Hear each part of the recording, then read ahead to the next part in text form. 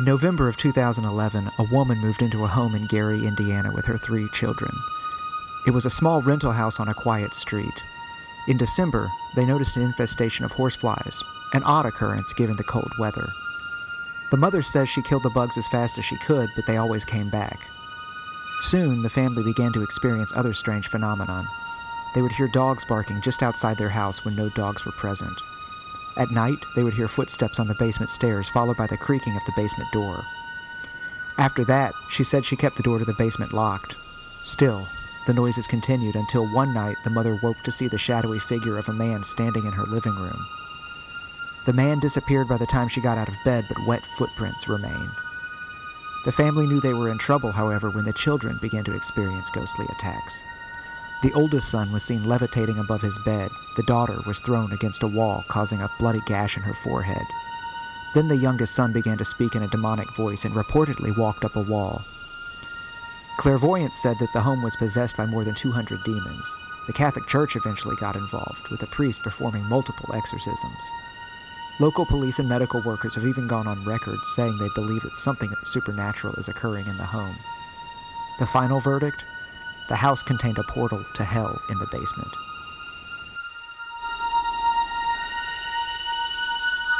You're listening to the No Fear podcast. We know what scares you.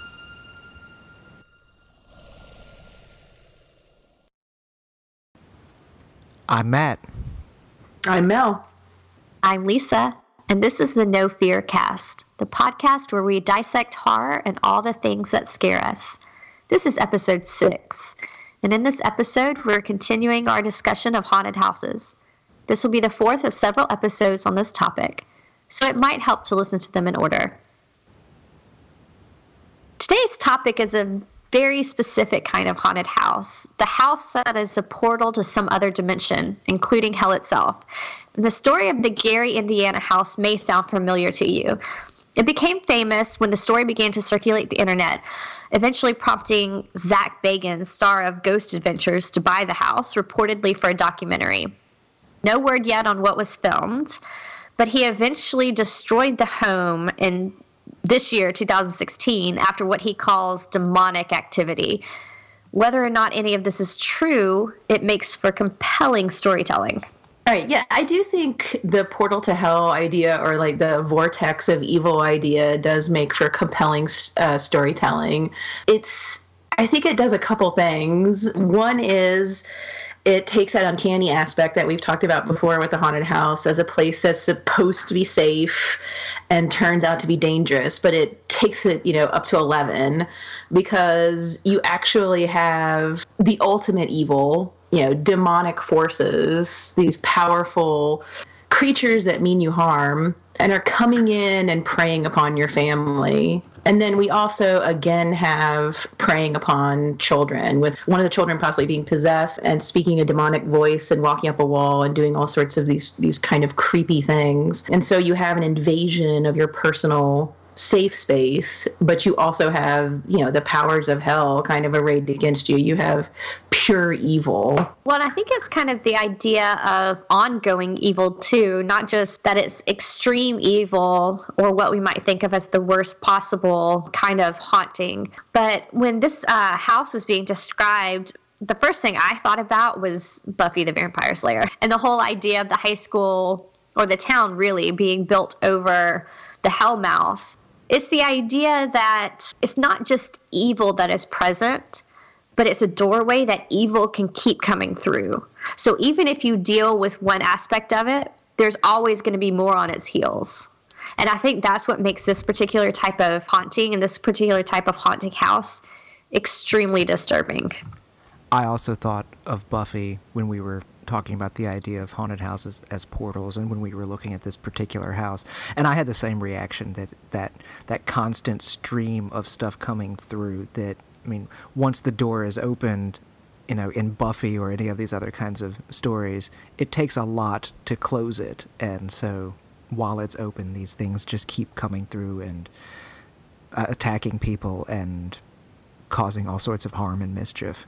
Yeah, I actually thought of the Ghostbusters movies Yeah, basically a portal opening causing some sort of apocalypse. It's like end of the world, everything's gone crazy, pure evil. There's only, Buffy or the Ghostbusters or whatever can save us. It just kind of takes everything up another notch. And yeah, the string of haunting too that you guys are describing. I mean, this woman and her children may leave, but everybody else who lives in this house will still be dealing with these demons.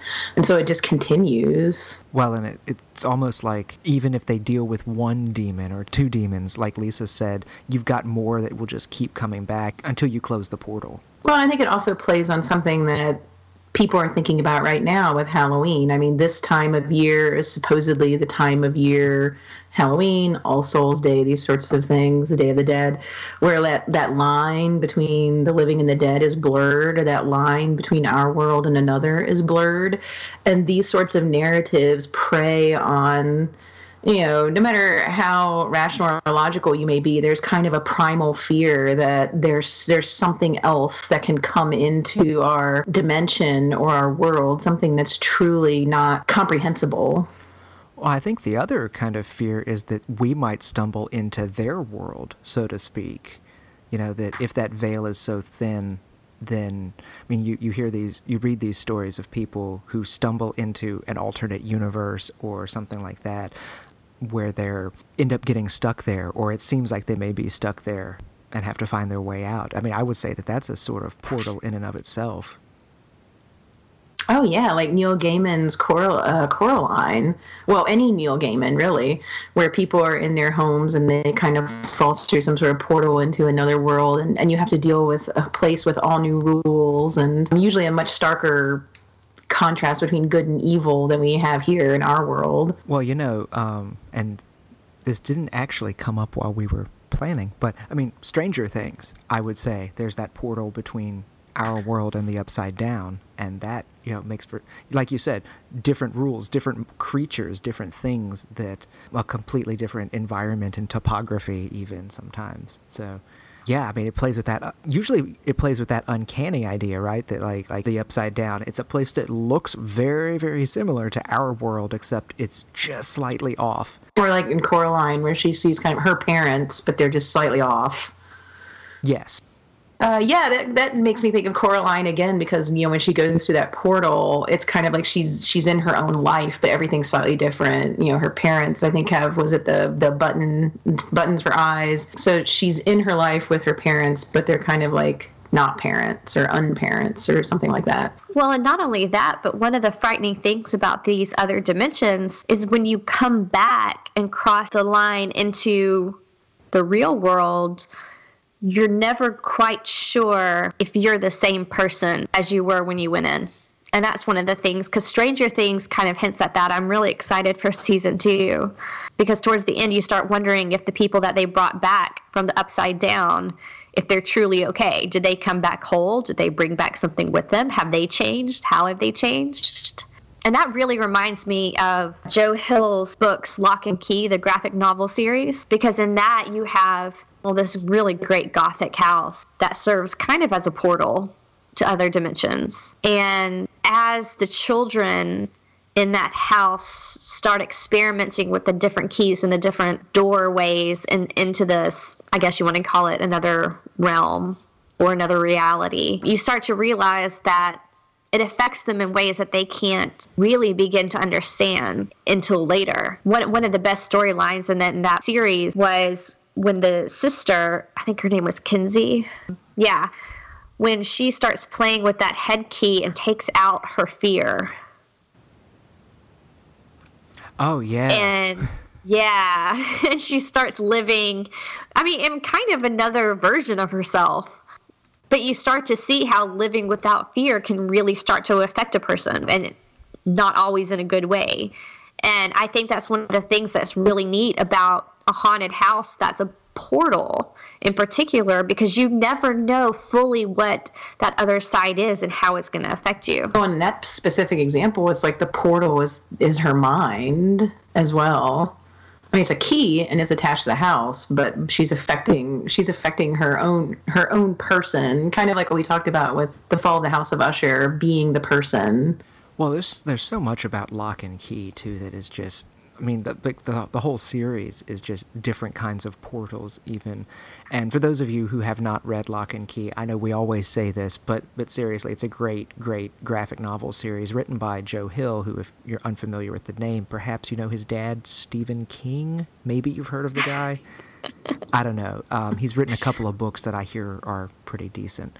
But I always remember, when I think about Locke and Key, the ghost door that they have, where one of the kids goes through the door and separates his spirit from his body, and I mean, it's literally this portal to, I mean, I wouldn't call it the ghost dimension because he's still in our world, but you know, his soul is no longer attached to his body, and he can float around like a ghost.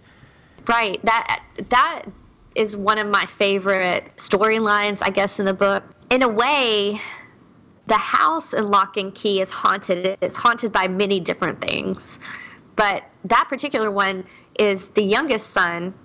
I'm blanking on his name right now. But the youngest son, he plays with that, right? And this is why I love it being in graphic novel form, is there's this great visual of his dead body lying there. Yes. And you realize that, okay, this child who at this point was just kind of exploring and playing and trying to figure out what his new home can do, all of a sudden he's laying there dead. And yeah, his ghost can go around and his spirit can kind of go around and fly and do all this cool stuff. As a parent, though, looking at that really disturbed me. That was a really disturbing. And Joe Hill and the artist, they really play it up well, because at that point in the book, it's still pretty lighthearted what the children are doing. You know, the storyline gets much darker as it progresses, but that's when they're still just trying to figure out what the house can do. Yeah, I was also kind of disturbed by that, because on the one hand, he's thinking this is cool. I think he even says at one point something like, being dead or being out of your body really isn't that bad, which, considering the grief that he's working through with the loss of his father, you can understand why he would think that, and he thinks he can see his father at this point. But yeah, the representation of his dead body there, like you see, there's a titillation to it, I guess, because it is kind of fun to leave your body and be able to see what you want and do what you want and move around based on your thoughts. But it's also death. And you get that physical representation of this child who has died when he goes through this door. Like, what if he doesn't come back through the door? What does that mean? And so you're right. It's lighthearted, but there's still that underlying danger. Oh, definitely. And also, like, we've said the word lighthearted a couple of times. We should mention that if you have kids, this is not a kid's comic book. It does get very dark and deal with some very dark themes, but it's a very good graphic novel. Oh yeah, it starts out very dark, and they end up at the haunted house because they're all kind of haunted by the grief of the loss of the father, which I don't think talking about the loss of the father is a spoiler, since it happens right away. No, I don't think that's a spoiler at all. That's kind of one of the things that motivates the plot at the very beginning of the story. So, yeah, we're not spoiling anything. There's a whole lot more story that we're leaving out. There's lots beyond that. I was just thinking, there's a lot of traditional haunted house stuff going on in there. And obviously, it's a portal, but you have the grief of the family and the trauma that causes them to go to this house. You have the throwbacks because the place is the house is in Lovecraft. There's a callback to H.P. Lovecraft, and you have the idea of the portals are all threshold areas. I was thinking about that while I was reading it, because you have the dangerous creature in the well, and which can use mirrors and water and reflections and stuff to as a portal. And then you've got the doors as portal, and you have the mind as portal. And it seems like any kind of threshold location or in-between location is where you can pop back and forth through these worlds, which makes sense, I guess. I mean, all your liminal portals, even in fantasy, are usually in threshold locations, going through the wardrobe or falling into water, or going through a door into a room and it becomes something else. But he's definitely playing on those traditions. Oh, and it's absolutely playing on the Gothic tradition as well. You know, the house itself is is presented as a Gothic mansion. And you have that sense of isolation and wilderness throughout. There's some pretty great graphic imagery of caves and cliffs and these really beautiful and stunning landscapes, but also very dangerous ones as well, particularly when you have children who are navigating them. And that becomes a major plot point later on. But and this is one of those, obviously Joe Hill is a good storyteller, but this is one of those books that the artist, Gabriel Rodriguez, is just absolutely stunning pictures to look at. So Mel, you were talking about how the town of Lovecraft is a throwback to, of course, H.P. Lovecraft, the horror writer. Well, what do you think about the Shunned House, his short story, as a possible haunted house portal? Well, I think we talked about the Shunned House before in an episode about the unreliable narrator. But I think one of the things that's really interesting about the Shunned House is that it seems like a traditional haunted house tale. So you have a house where strange things are happening. I think the people are acting like vampires and speaking in French, and they lose their minds when they live in this house. And so the narrator thinks it's because it's buried on a cemetery where a French family that was killed by a mob was buried, and it has something to do with the past of the house. And so the whole story is him collecting all this historical information to explain why it's haunted. But come to find out, when he and his uncle do their ghost hunter thing and stay overnight in the basement with flamethrowers and Crookes tubes and all sorts of scientific equipment, that it appears like some sort of vaporous monster or something like comes out of the ground and possesses and kills his uncle. And he digs in the basement and discovers one of Lovecraft's old gods or ancient one characters. He basically just discovers this huge elbow when he proceeds to pour acid over it, and he thinks that fixed the problem. And it's completely unclear at the end whether he did or not. But one of the things I think is kind of interesting about the Shunned House is that he mixes all these haunted house tropes together, from haunted families to a possible bad place to the past of a house haunting it. And then you could easily make the argument that he found one of the portals that the ancient ones or the old gods are using to kind of get into our lives, which is something that Lovecraft was very much interested in. I feel like anytime that a writer attempts this type of story where there is a portal to another dimension, he or she has to in some way give a nod in the direction of Lovecraft. Oh, absolutely. He's so... He's just the embodiment of that idea of the portal. I think the ending of the first Hellboy movie was a huge nod towards Lovecraft.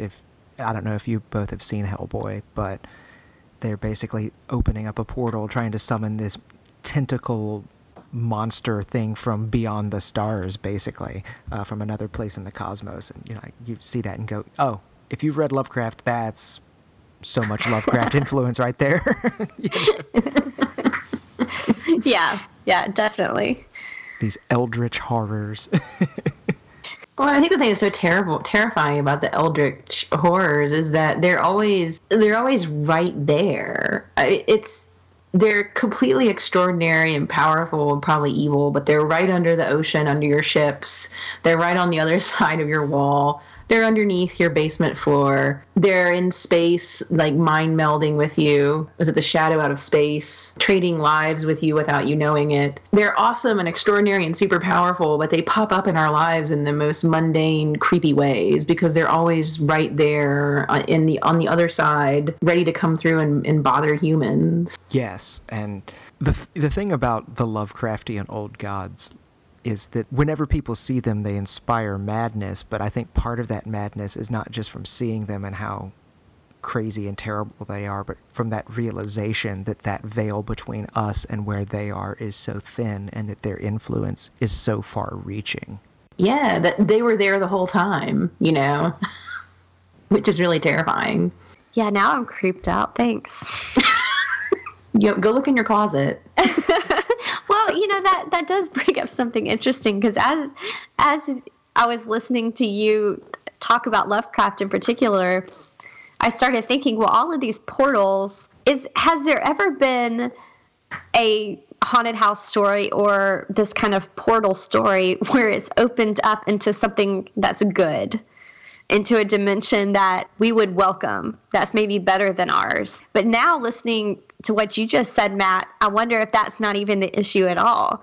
It's not what's on the other side. It's just the fact that we have been living so close to something else that we knew nothing about, and just that very fact, just the very knowledge of that is what is so terrifying. It doesn't matter what's on the other side. Oh, I think so. I mean, you could even talk about, we mentioned Neil Gaiman earlier, and I think one of his more well-known portal stories, aside from Coraline, is one of the other films they made of his books is Stardust, where a character crosses a wall, like goes through a hole in a wall, basically, into a fairyland. And at first it seems very nice and fantastic, but in that like happy, upbeat fantasy world sort of thing.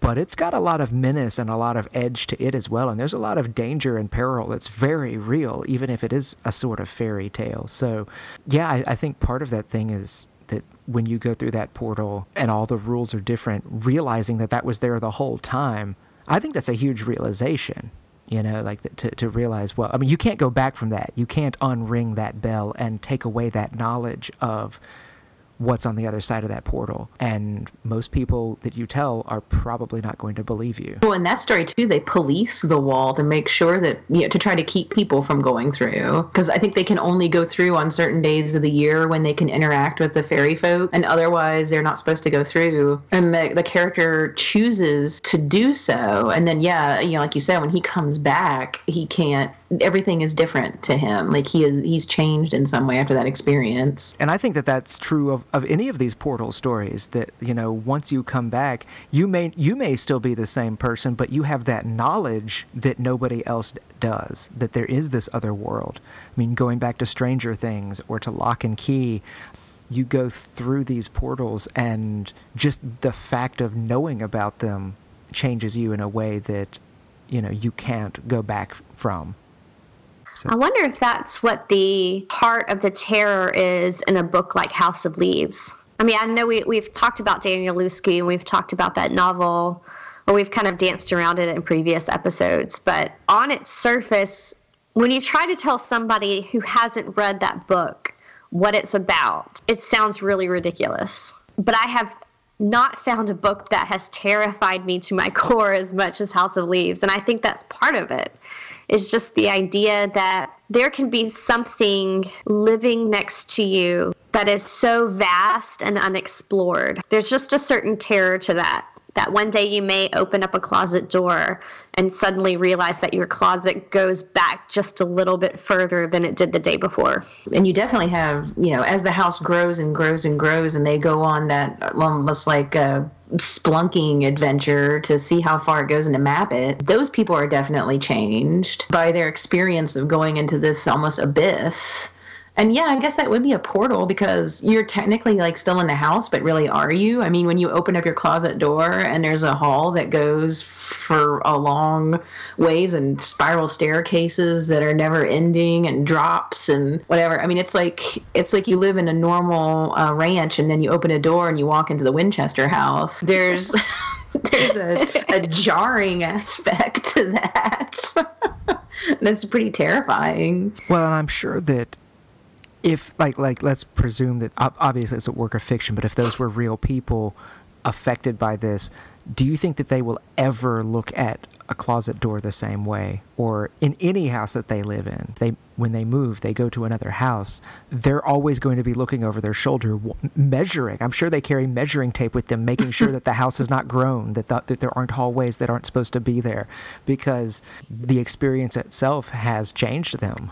Yeah, I actually had a real life moment when we bought the house that we're currently living in, and the people came out to appraise the house, and so they're measuring everything, and she couldn't get, I guess, the measurements right. She had measured the outside of the house, and then she came in, and she kind of had this funny look on her face. She was upstairs, and she said, "I keep getting a larger number on the inside."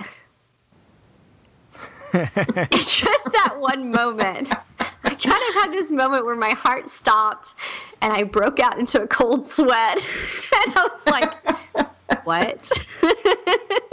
And then she realized that there was a part of our upstairs that has like a little overhang over our balcony that she wasn't accounting for. But just there was that one moment. And I did think that. I thought, you know, if you lived through something like the family went through in House of Leaves, you would never look at it. And you probably would be every day of your life taking these obsessive measurements and charting it. And that is one of the levels of madness that Danielewski so brilliantly constructs, is this obsessive research. And how when you hear a story like that, you can, because he builds that frame story, and you can obsessively research and footnote and research some more, and it just leads you down this endless abyss. And it really represents, I think, that kind of madness of, and then that's really what's at the heart of a portal, isn't it? Is something that we can never fully wrap our rational brains around. Right. Well, and I think that's kind of what would even make this a postmodern haunted house, because one of those ideas of postmodern philosophy is that there really is no such thing as objective truth in the universe, and you can keep researching and you can keep mapping and you can keep trying to pinpoint, but you cannot comprehend all knowledge. And so in that frame narrative, what was the guy's name? Johnny Truant, was that his name? Yes. Yeah. His attempt to footnote this video and all the records that he's found, and even the Navidson's attempt to document and map the house, is an ultimately futile process, because they'll never be able to actually get to that truth with a capital T. You'll never be able to fully map the house. You'll never be able to completely understand what's happening, at least according to postmodern philosophy. And it goes back too, I think, to the idea of the supernatural as being supernatural. If we could understand these supernatural things, then it would be natural. Like the core of these haunted stories goes to that idea of you're either just never going to get it and it's terrifying, or you're going to like over document and over analyze to try to understand what's going on. It's like the stories about all of a sudden encountering a type of math you've never seen before. Well, that doesn't make any sense, because math is how we define our world. It's concrete language that we use. But what if you encounter something alien? Or, the stories about the fourth and fifth and sixth dimension. And when we kind of step off a cliff into something that shouldn't exist and that we can't comprehend rationally or scientifically, it either makes you go mad or it makes you seek out any kind of answer you can. One thing that I think is really interesting about House of Leaves in particular is just this idea that to have a portal to another dimension, or to have a house that isn't what it seems. Danielewski presents us with a very mundane house. And that's one of the things that I think I found so interesting about that novel, is it felt like it could be any house. It felt like it could be the house that I was living in. And in the past, even in Locke and Key, what we were talking about earlier, it's this grandiose Gothic landscape, something that I really enjoy reading about, something that I really enjoy seeing on the page, but it looks nothing like the house that I go home to. When you start looking at some of, if you want to call it postmodern haunted houses, House of Leaves is so terrifying because it seems so innocuous, because we see it all the time. These little mansions in suburbia can't possibly hold anything evil. That's going to be for that old, decrepit house down the street. I don't know have y'all read The Shining Girls by Lauren Beukes? I have not. I have not read it yet. It's so good. And she does some really interesting things in portals and this and some of her other work. That's a haunted house that's a portal to different points in time. So by going through the portal, you're restricted to the one area, but you can go back and forth in time, which makes that is kind of a neat twist on the haunted house trope, I guess.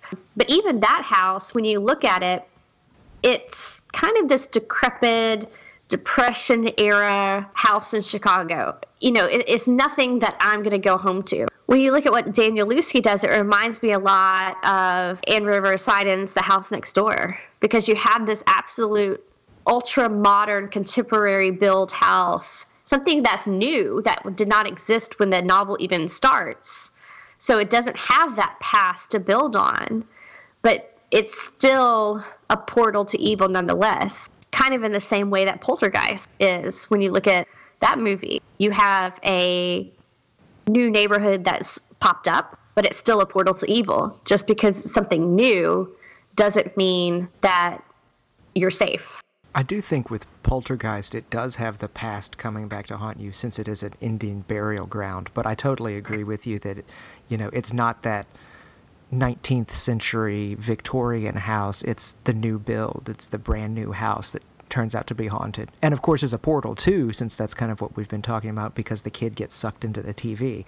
That was one of the things when I moved into the house that I bought, that I own, that I was like, I made the joke that like, oh, well, thank God it's not going to be haunted because it's new construction.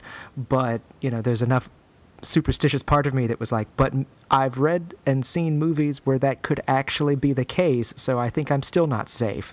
Well, and that's really terrifying as well, because, like Lisa was saying, when you see a creepy kind of falling down house, or a house that looks like a Gothic mansion or a castle, or a house that's in the middle of nowhere, you assume, oh, that place is haunted, I'm going to steer clear of that. But Poltergeist, as you were mentioning, and The House Next Door, I think in particular, you're in the suburbs of Atlanta, and it's a relatively well-to-do area. And just the title, The House Next Door, I mean, it makes it seem like it could be the house next door to me. And that brings it kind of an immediacy that you think you live in this safe place where there's nothing haunting or there's no past to come back. But the house that the young architect builds next door to you might just be an evil place or a bad place. And it kind of, it brings an idea we were talking about. It's not, I don't know that you can necessarily make the argument it's a portal, but it brings an idea we were talking about just unremitting evil coming at you. But it's in a place where you would not expect it at all. Like, you feel completely safe, and like things are what we think of as normal. And then you just have this horror next door to you, as far as you can tell. I mean, again, we might have an unreliable narrator in the house next door, but it seems like this new home is just evil. Well, what's so interesting about these particular stories, especially when you're contrasting it with something like Lovecraft, is the idea that each author weaves into the story these modern ideas that kind of stick with me. Matt, it's like you were talking about with Poltergeist, like the actual portal is the television. Of course, it's that iconic shot of the little girl putting her hand on the television screen.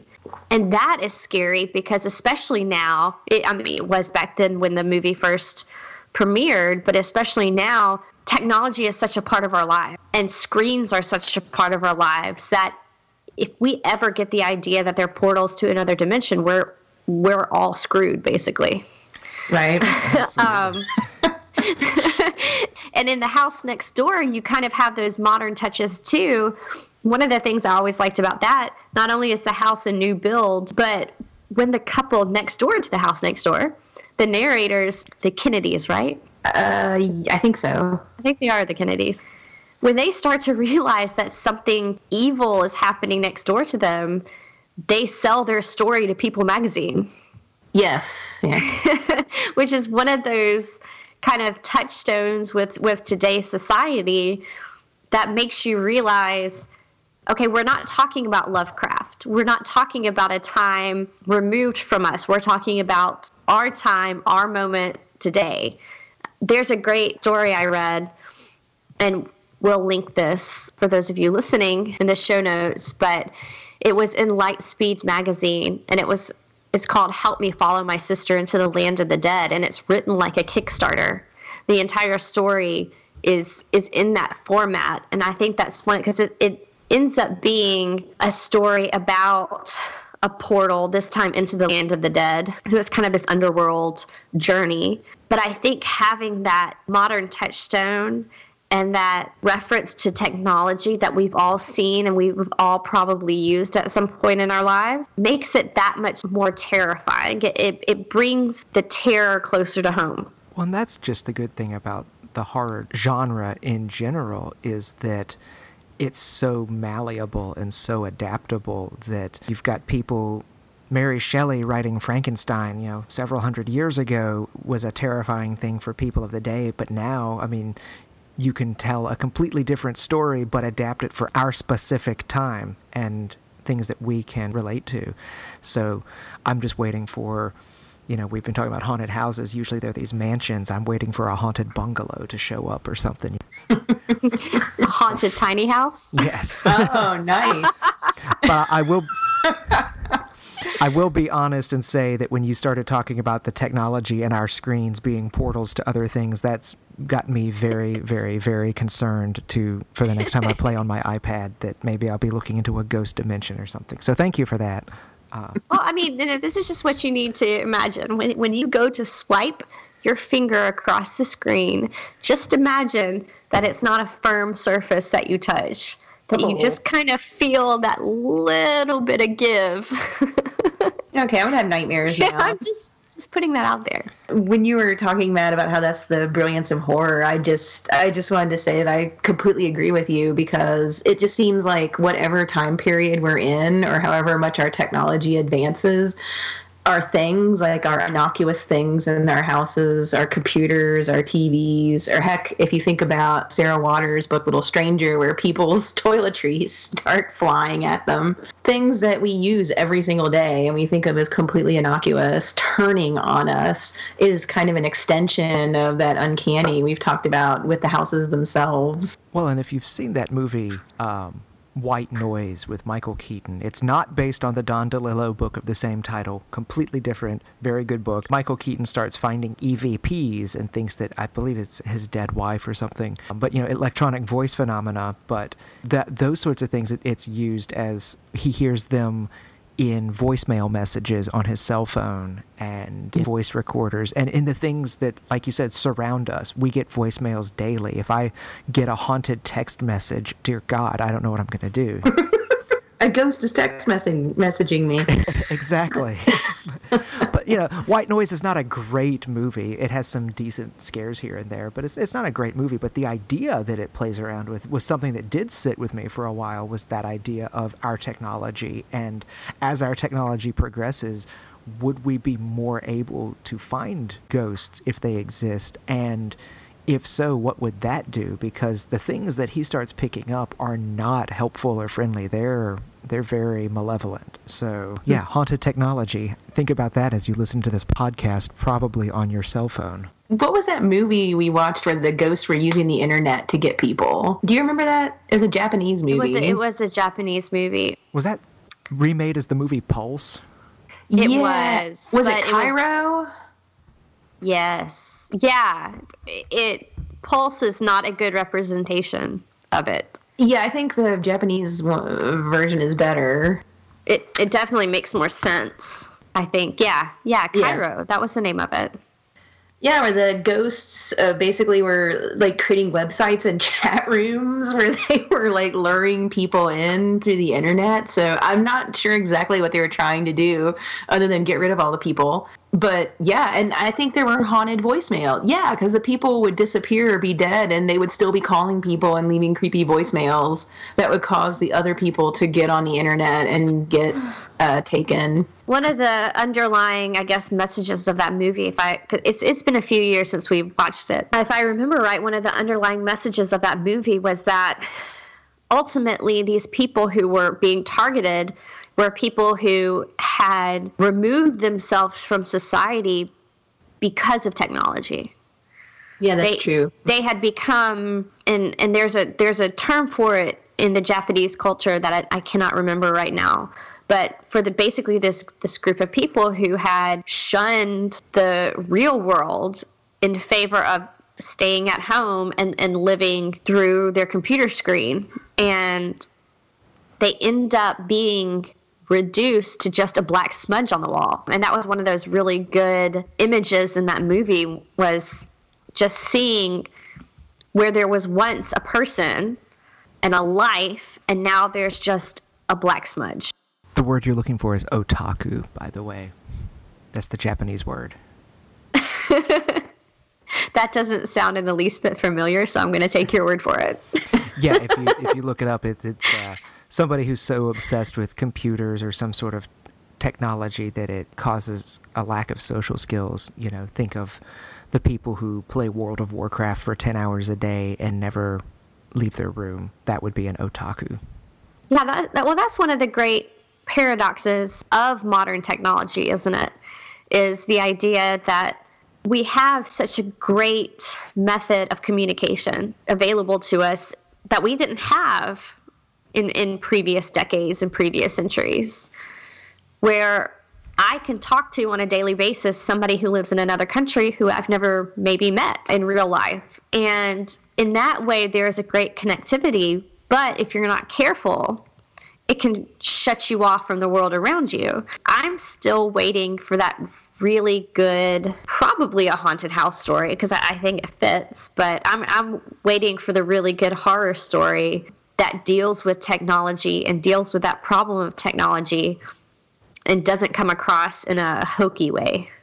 Because I think the remake, the American remake Pulse, came across as a little forced and hokey.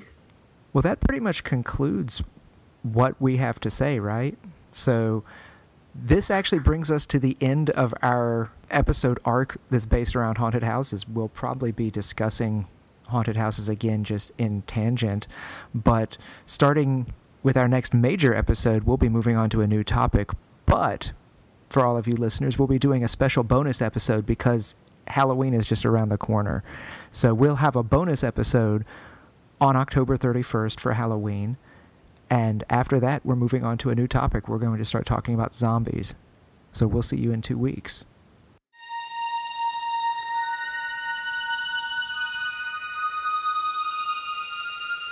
This is the No Fear Podcast.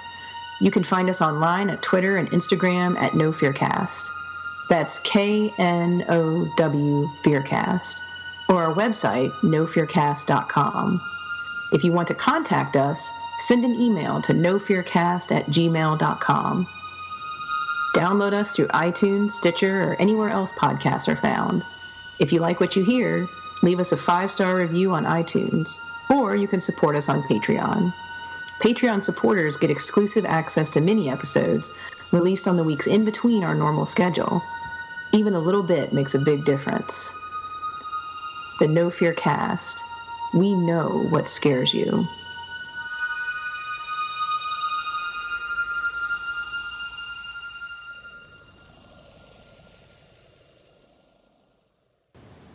This is a personal project and not related to any academic institution.